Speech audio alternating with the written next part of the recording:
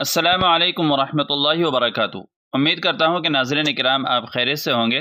میں محمد طیب قاسمی اور آپ دیکھ رہے ہیں طیب قاسمی آفیشیل یوٹیوب چینل۔ ناظرین کرام، دارالعلوم دیوبند کی مجلس شورا کا اجلاس آج ہی ختم ہو گیا ہے اور اس کے اندر کیا فیصلے لیے گئے ہیں وہ میں آپ کے سامنے رکھنے والا ہوں۔ ناظرین کرام، پوری خبر جاننے کے لیے آپ ویڈیو کو آخر تک ضرور دیکھیے گا۔ عالمی شہرت یافتہ دینی درسگاہ دارالعلوم دیوبند کی شورا کا اجلاس متعدد اہم فیصلوں کے ساتھ اختتام پذیر ہو گیا۔ اسی دوران اراکین شورا نے غزوہ ہند کے فتوے سے متعلق دارالعلوم دیوبند کی جانب سے انتظامی افسران کو بھیجے گئے جواب پر اطمینان کا اظہار کرتے ہوئے واضح کیا کہ اگر دارالعلوم دیوبند کے خلاف کوئی کارروائی عمل میں لائی جاتی ہے تو عدالت کا رخ کیا جائے گا۔ بدھ کی صبح 9 بجے سے دارالعلوم دیوبند کے مہمان خانے میں منعقد ہوا سہ روزہ اجلاس آج جمعرات کی دوپہر دوسرے روز ہی 3 نشستوں کے ساتھ اختتام پذیر ہو گیا۔ نشست اول میں ایجنڈے کے مطابق تعلیمات، تعمیرات، تنظیم و ترقی، محاسبی سمیت متعدد اہم شعبوں کے نظماء نے اپنی رپورٹ پیش کی، جن پر اراکین شورا نے اطمینان کا اظہار کرتے ہوئے کچھ ضروری ترمیمات بھی کی ہیں۔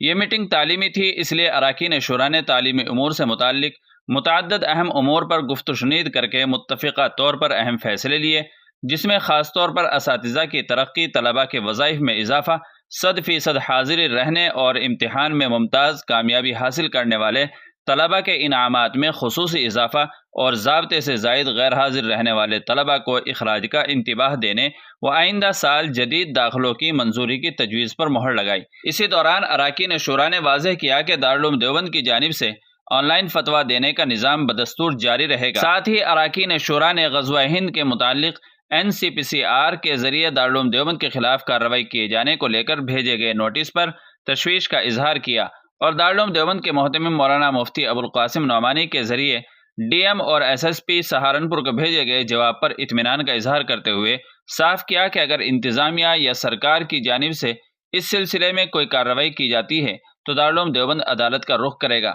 اس سلسلے میں مولانا مفتی ابوالقاسم نعمانی نے بتایا کہ شورا کا یہ تعلیمی اجلاس معمول کے مطابق تھا۔ ادارے کی تعلیم و ترقی اور تعمیر کے لیے متعدد اہم امور پر فیصلے لیے گئے۔ کچھ اساتذہ کی ترقی، طلباء کے انعامات میں اضافہ اور دیگر داخلی و خارجی امور پر متفقہ طور پر فیصلے لیے گئے۔ اجلاس میں مولانا مفتی ابوالقاسم نعمانی، صدر المدرسین مولانا سید ارشد مدنی، مولانا محمود مدنی، مولانا محمد عاقل سہارنپوری، رکن پارلیمنٹ مولانا بدرالدین اجمل، مولانا عبدالعلیم فاروقی، حکیم اللہ علی گڑھی، مولانا رحمت اللہ کشمیری، مولانا انوار الرحمن بجنوری، مولانا سید حبیب باندوی، سید انظر حسین میاں ندوی، مولانا محمود راجستھانی، مولانا بلال حسنی ندوی، مفتی شفیق بنگلوری، مولانا عاقل گڑھی دولت، مولانا ملک ابراہیم نے شرکت کی، جبکہ کچھ اراکین ذاتی عذر کی بنا پر شریک اجلاس نہیں ہو سکے۔ تو ناظرین کرام، مجلس شورا کے متعلق اس رپورٹ کے بارے میں آپ کی کیا رائے ہے؟ کمنٹ کر کے ہمیں ضرور بتائیں۔